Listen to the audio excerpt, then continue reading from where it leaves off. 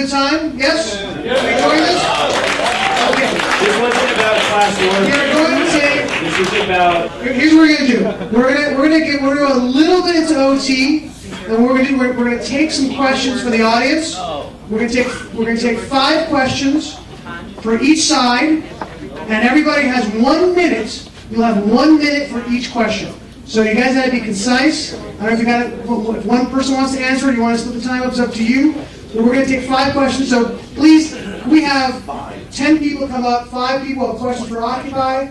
Walk up to the mic. First 5 who walk up there, and 5 people who have questions for T-Board. I'm not sure we've got 2 mics.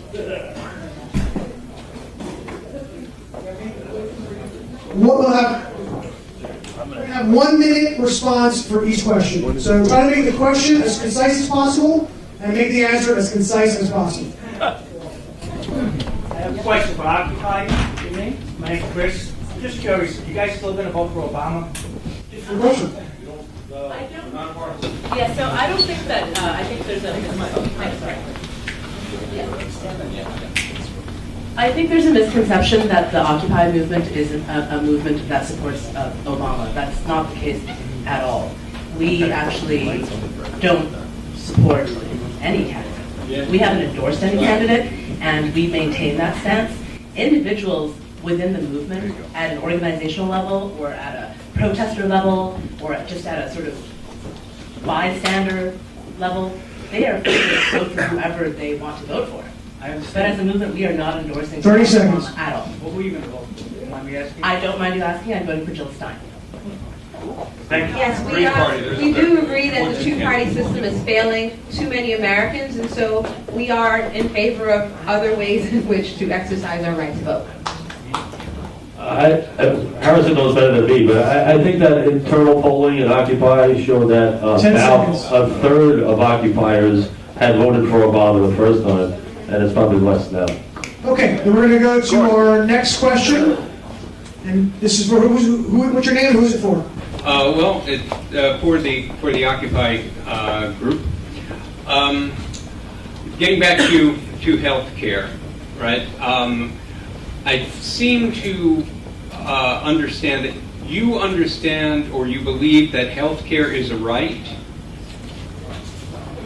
Can you explain to me how, if healthcare is the product of another person's genius, industry, and labor, how you can claim a right to that without that being slavery?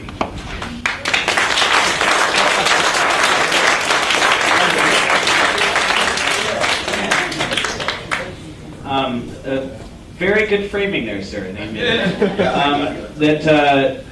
Honestly, I don't believe that anybody, I can't remember the term for this oath. I think that every single, is it the Hippocratic Oath? I thought so. The Hippocratic Oath, nobody should have the right to determine whether another human being has a greater or lesser chance of survival. So every single one of us,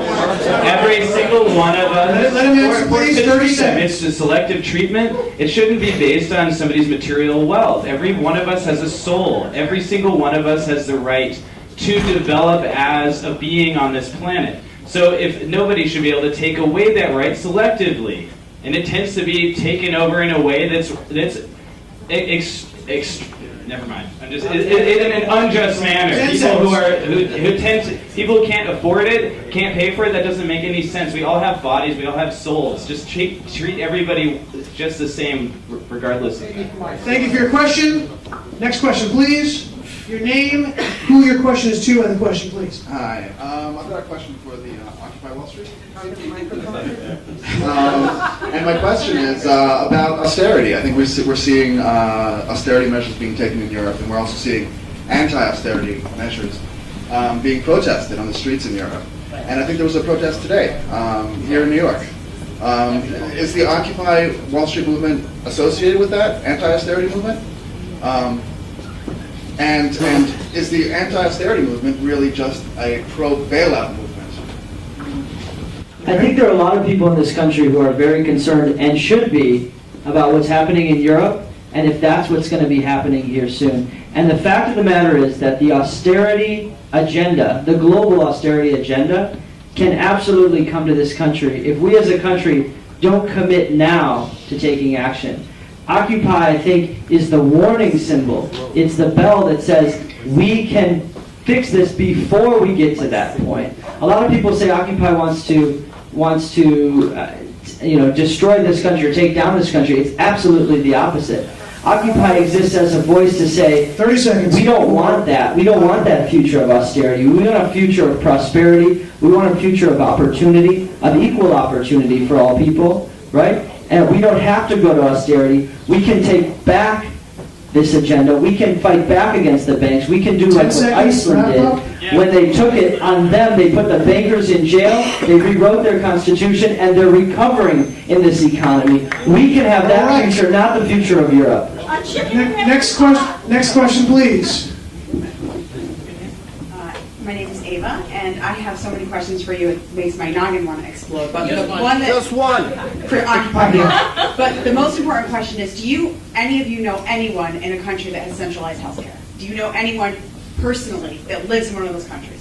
And how's it working out for them? Costa Rica's working out. My dad lives in Greece, and he has government health care. And do you know the people that live in those countries have to buy private health insurance? Okay, so the question is, do you have personal experience with people who live in socialized healthcare countries? So what good is the government program if you still have to buy private healthcare? That's a zillion times higher because the government one is not working. No, I worked with a woman, contract gig out in California, and she was a Canadian, and her dad had been attacked by a bear of all things. He was sitting in a hot tub, and a bear came and just took a swipe at his head. Had it paid for, he didn't have to wait in line, he had a good experience with it. When they come here, and they come to our country, they're afraid. They're afraid of getting sick, they're afraid of having to go to the hospital. That's my experience with other people. That's my experience with other people in other countries. Do you know that there's not a single hospital in this country that can turn you away? We have to give them their full. And that comes out of your tax dollars. Their full net to answer the question. It's more expensive that way. They have sliding fee scales for people that are... Hoover Charity, did you ever hear Hoover Charity? Sliding fee scale. Medical centers. When people with chronic illness can't get medical care, they end up in the emergency room dying, and that costs 10 or 100 times more to treat than just treating their chronic illness. It's not a government program. And it also, they run here from foreign countries for our medical. and also that does not account for continuity of care. If people are randomly going to any random hospital because they have an illness that is chronic, there's no history and there's no one who actually cares about the interests of that person other than the acute critical need. It doesn't, it's only treating the symptoms, it's not treating the root cause, which is not a path to actual health care. Okay, we're going to the next question. Let me guess, it's going to be for Occupy? It's going to be for the Tea Party. Ah, right. And there's four more Tea Party. Okay. Okay, this is a question for each of the people on the panel. This is a question for each of you on the panel. And it is from appreciation that you are here. And I want you to know that I've learned a lot from listening to you. My question is this. The individuals, the rugged individuals that we speak of and that we love, they live in community. And I would like to ask each of you, if you could, if the individuals in your community, if you see them using your imagination, if you see them healthy and educated, and if those individuals are concerned with other people in your community, okay, and then I'd like to ask you, if within your community, do you have a centralized bank?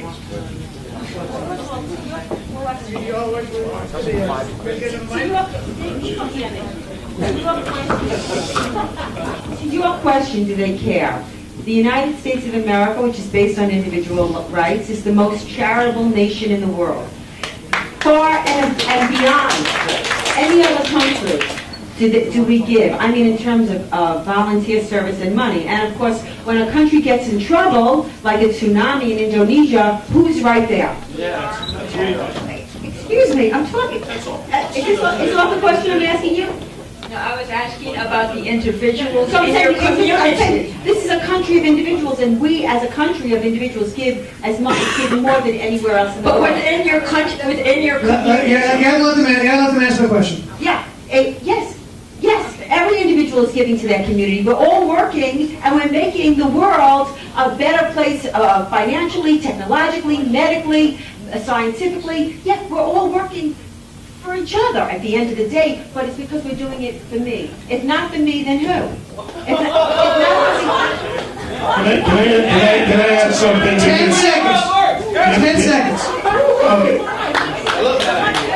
Okay. Wait a minute. I wonder why that's funny. No, but here's can I just go back? Why is it fun? Why is it fun? I think that, I have a life. I think that the higher purpose is it all for you? I mean, you know what I doing for that? Guys, why are we getting into silly argument? First of all, the premise is wrong. The premise of the question is wrong.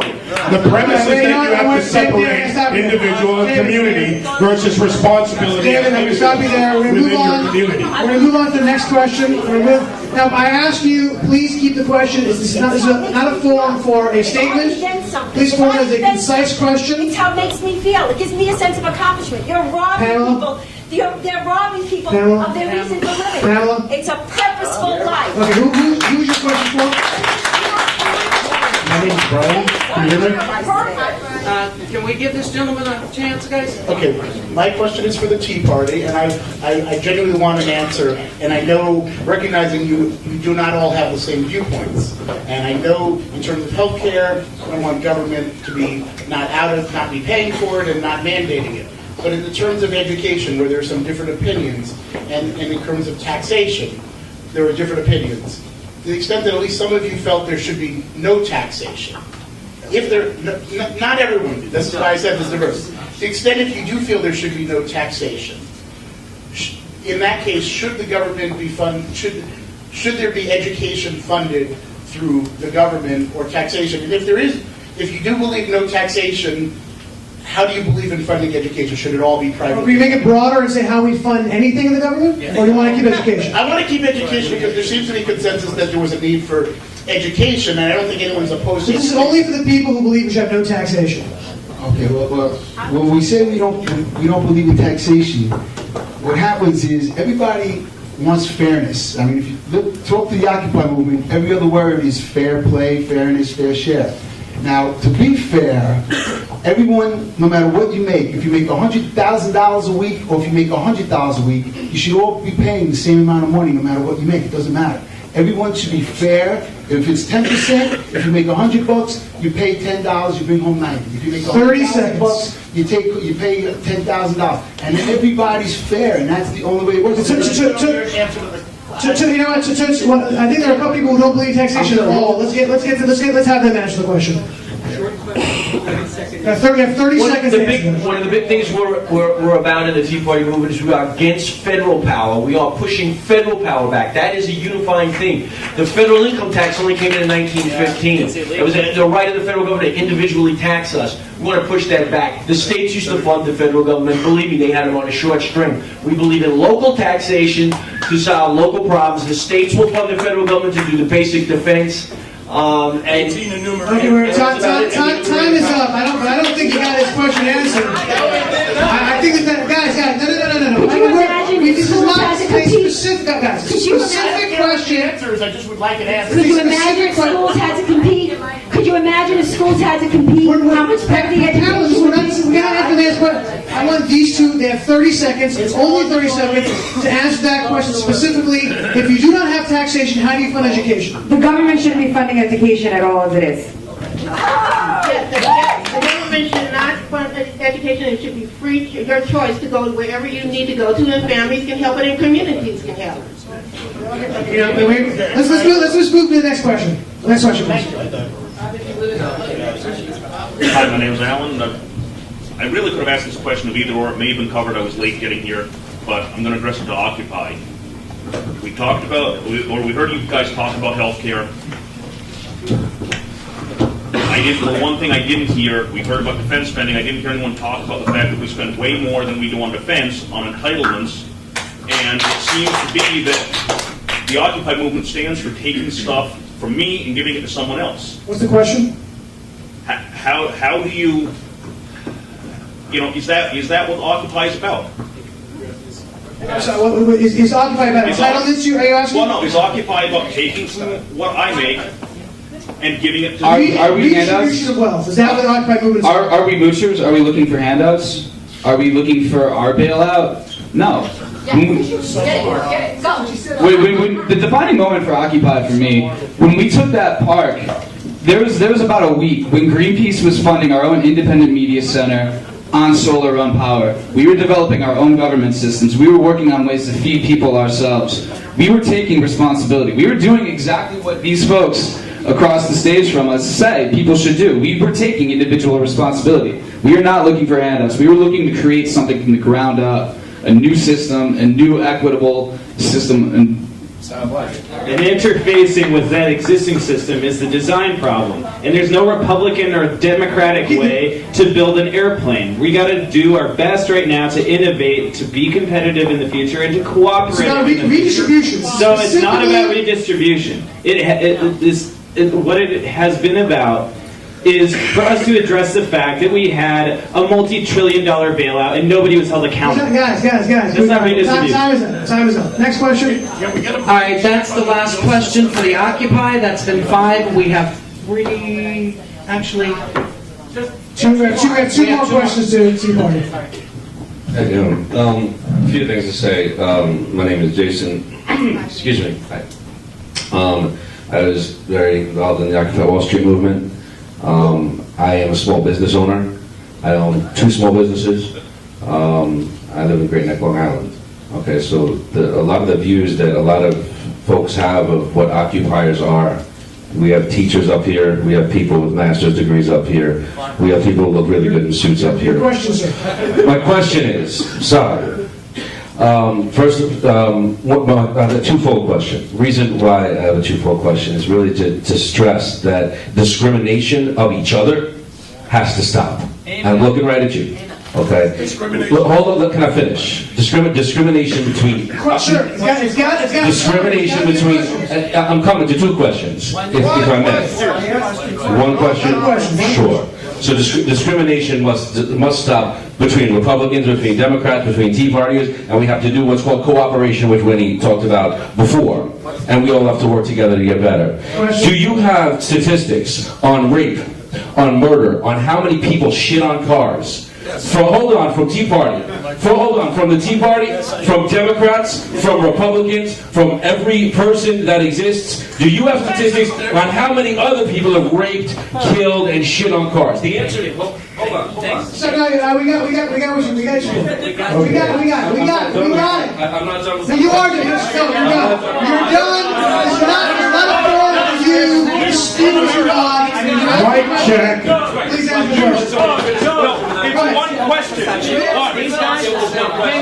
on, please. I let you finish. Excuse me. I let you finish the question and that's it. Okay, I'll answer the question because it's easy to answer. Okay. All right. You can answer my non-question. The reports that I cited earlier were amalgamated from municipal and police reports. And yes, they come from agencies, not evil people. Government agencies called police departments and municipal, and they're the ones who gave me the numbers that I had earlier. Number 2, in the Tea Party. I'm going to the Tea Party. The Republicans, the Democrats, and the Tea Party. We got it. I'll answer your question if you be quiet for a moment. The answer is, find me 1 police report of a rape at a Tea Party rally, because there isn't one. The answer is, find me 1 report of destruction of public property at a Tea Party, because there wasn't. Find me 1 arrest with 1.1 million people in D.C., and you cannot. Find me 1 cleanup crew in New York City where I have put over 50,000 people on the streets, and I can tell you that Sheila Dillon at Community Affairs or Rick down at Precinct 1 can tell you there wasn't any. You know why? Because when we were done, we left it better than we found it. One last question for the Tea Party. Young man? Democrat statistics, Republican statistics, you still don't have them. Okay, enough. I just told you, there has been no reported rape at a Tea Party. Go ahead. A Republican has Go ahead. My turn. Not at a Tea Party rally. Now you're just being an idiot. Josh, They could have had you on stage, but they chose not to have you on stage. Therefore, they're the representatives up here for the have respected the rules of this debate. They have conducted themselves in a respectful manner. And I personally, after standing here working with them and asking them to do that, and these people doing the same, I'm asking you, do it or get out.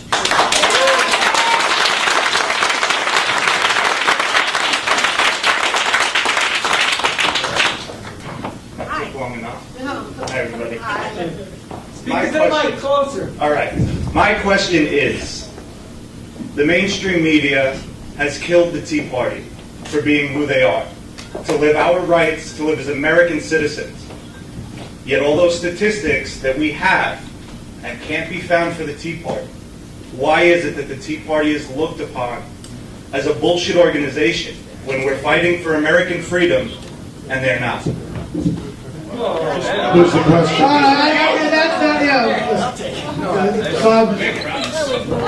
That changed my question. Well, you're referring to a mainstream media picture of the Tea Party. We live in a propaganda state. If all you do in this country is watch ABC, CBS, CNN, and NBC, you are in a propaganda bubble. And when the Tea Party emerged, we emerged as the greatest threat to the ruling class that they've seen in their lifetimes, and they knew. When we walked into the arena, the political arena, to reach for some power and to push back, they knew they were deathly afraid of us. And when there was only one peaceful answer. They tried a little violence and they couldn't instigate it. So then it was to smear us. It is to push people into the movement, to find racist signs someplace, and then they made like that was the whole movement. And they painted this. They drove our numbers down. In the beginning, we had 2/3 of the country with us, and they drove the numbers down through continual disparagement of our movement. And that's what they've done. They've got it down to about 1/3 now. Now they're taking politicians and putting them in teacups in their ads. And that's what they're doing. They're making Tea Party to be a negative. 10 seconds. It's tough. We have to live with it. We have to fight through it. Guys, look, instead of arguing back and forth, let me give you what you can do, and I have no benefit out of this. Go see Occupy Unmasked, which we did, which Breitbart started and we finished, and then go see Hating Breitbart, and go see the movie about Occupy and about the Tea Parties in their words. Okay. Judge for yourself. Gentlemen, I don't know about you guys, but I thought this was great. I learned a lot about each side.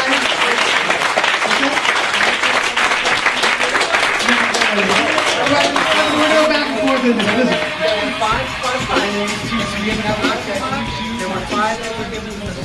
Please, I want you guys to please give a hand to both these guys, both these panels.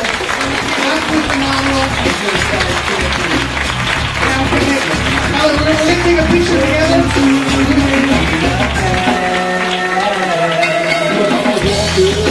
Hey everybody, I need to ask if both, excuse me, can I have your attention for a minute, please?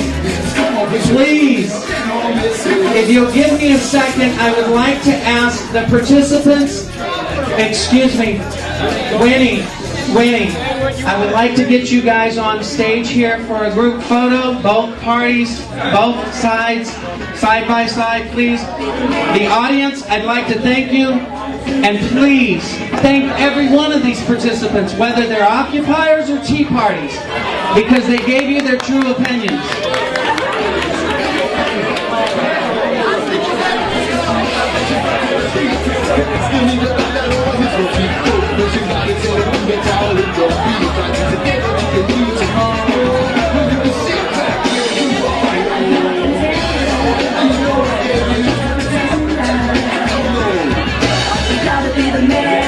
All right, ladies and gentlemen, I need the Occupy and Tea Party participants over here on the stage, please. Excuse me. Can I have the music lowered for a second?